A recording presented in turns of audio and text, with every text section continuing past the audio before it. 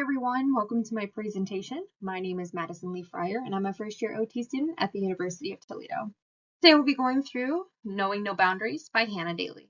I would like everyone to meet Hannah. This is Hannah Daly. Hannah is profoundly dyslexic and she also has dyspraxia and sensory processing disorder. She currently does not have the functional ability to read or write.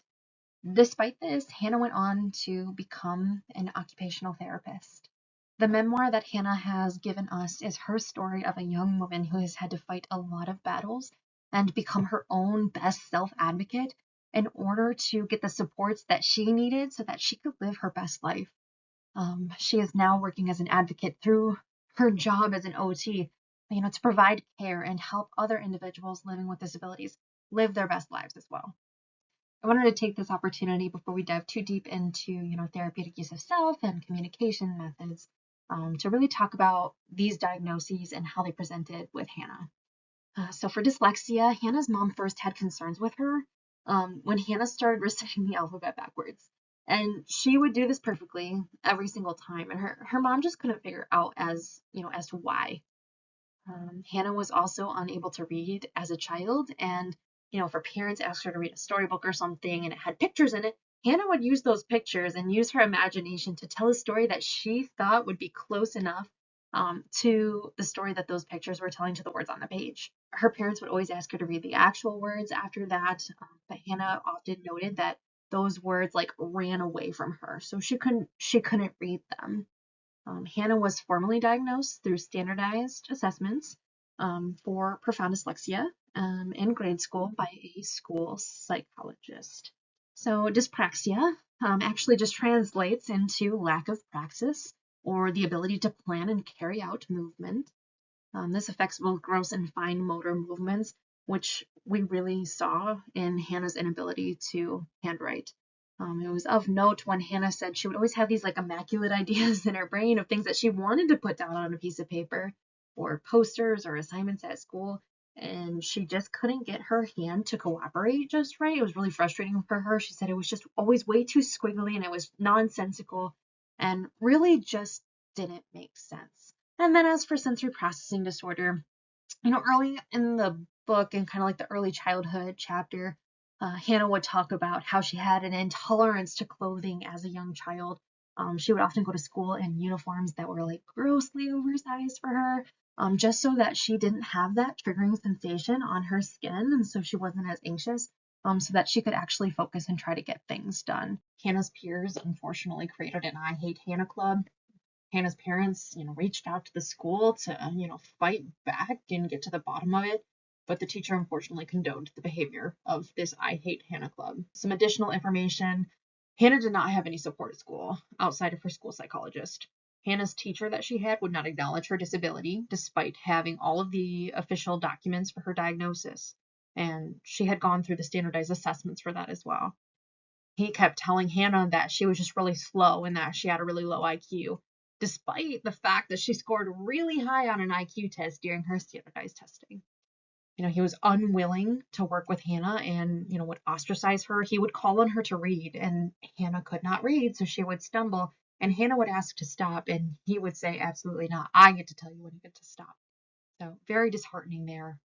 During this part of the memoir, I could feel Hannah's pain and frustration of not being seen and heard, let alone supported by the people at school who should have been helping her all along. We see that Hannah starts to have these thoughts of just not wanting to exist anymore because she doesn't even feel safe in this school environment. And we also understand that she doesn't have any self-esteem or confidence at all at this point in her life due to all of the things that she was experiencing at school. Unfortunately, this is an example from the book that highlights the true need for collaboration and empathy, while working with individuals with disabilities. As future practitioners, we need to acknowledge an individual's disability and their needs because that's going to be essential to building our therapeutic relationship with that client. And that therapeutic relationship needs to be conducive to optimizing an individual's occupational performance, whether it was this instance, it would have been Hannah at school, or any client and what's meaningful to them. I thought it was so disheartening to see that the advocacy efforts on behalf of her parents and her school psychologist were just not enough for the school to, finally step in and improve her life there. I think this highlights, the distinct need for OTs to, further advocate, to educate education professionals on how to best work with individuals with disabilities, and also to encourage those education professionals to be inclusive to everyone of all abilities. At the peak of everything Hannah was going through at grade school, her mom did make the ultimate decision to pull her, to homeschool her. However, that school psychologist that diagnosed Hannah with profound dyslexia and was at that previous grade school had recommended that Hannah attend the Catherine Macaulay's School, which is in Limerick, Ireland. This is a school for individuals with profound dyslexia. If any of you are aware of the Mercy Health System in Ohio and Kentucky, their background, Catherine Macaulay, the nun who founded this school, is also one of the nuns that founded the Mercy Health System as well. So cool local tie. Hannah showed small improvements while she was at Catherine Macaulay's. She was able to write her name and she was able to write her address. However, her team decided that they needed to have an honest conversation with Hannah and Hannah's family about her prognosis, so to speak, for functionally being able to read and write in the future. This is a quote from that conversation that Hannah's team at Catherine Macaulay's had with Hannah and her family. It says, "You can push Hannah to try to learn to read and write, and she may eventually become mediocre at reading and writing. Instead of focusing all of your energy on trying to teach Hannah to read and write, you can invest all that time and resources into helping Hannah to be good at other things where she has huge potential." I thought this was meaningful for a lot of reasons. One, I saw that it highlighted the need for us as future OT practitioners and being confident in our ability to have these really difficult conversations with parents and families and patients themselves, especially when that conversation has the possibility of helping our client make further progress that they wouldn't otherwise be making. If you think about it, no parent in the world wants to hear that their child will not be able to functionally read or write, both now or in the future. So this was a hard thing for Hannah's parents to hear. However, that change in trajectory and that change in mindset really helped Hannah make progress that she wouldn't otherwise have been able to make. I also wanted to highlight this example because I do think it's a good one in, highlighting person first language. When we work with clients with disabilities, we're not going to necessarily want to always refer to them as their disability or as a problem. However, as we discussed in Fieldwork too, we might want to, get to know our client and understand how they want to be referred to, because certain individuals may not appreciate person first language.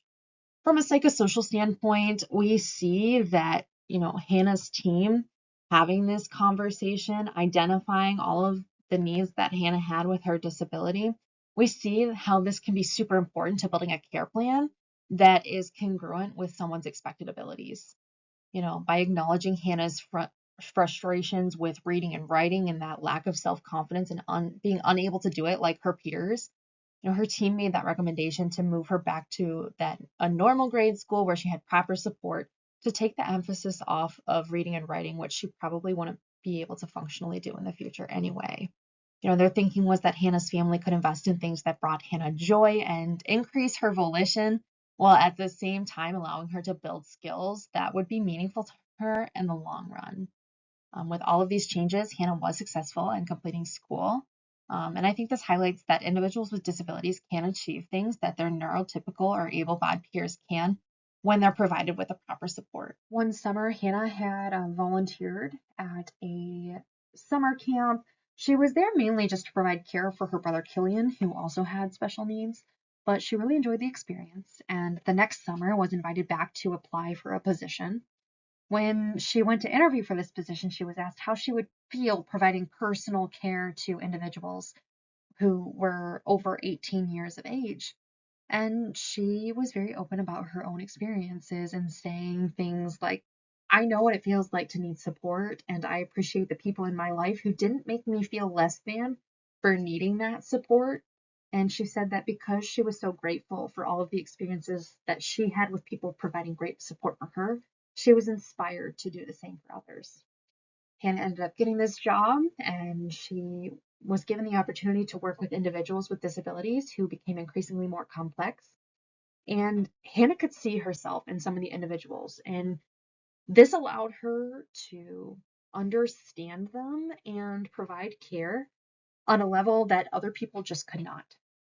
And I say that because when we think of empathy and the empathy therapeutic mode, we need to be able to have that ability to completely put ourselves in our client's shoes, to fully get a picture of what they're dealing with in life.